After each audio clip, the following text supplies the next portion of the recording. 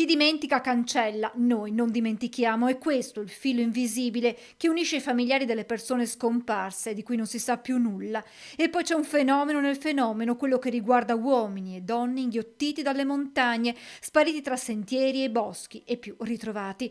Al Pala Fenderla di Vittorio Veneto una giornata a loro dedicata, organizzata dall'associazione Penelope. Presenta caratteristiche specifiche che sono strettamente collegate alla morfologia del terreno e che rendono anche più complesse le ricerche. Protagoniste le storie dei familiari delle persone scomparse che convivono con la speranza prima o poi di poter ritrovare i loro cari. Presente anche Stefania Bonduan, figlia di Mario, l'anziano di Dosson di Casier, sparito ormai 13 anni fa durante una passeggiata a San Candido. Credo sia un'opportunità ulteriore per avvicinarsi al fenomeno della scomparsa, per poterlo condividere con la cittadinanza, andando però anche a ricordare le persone che ad oggi non sono ancora ritornate a casa. Ad accompagnare i presenti le voci della corale femminile vittoriese. È un momento di riflessione perché si possa fare un qualcosa in più per queste persone che da tanto tempo aspettano una risposta.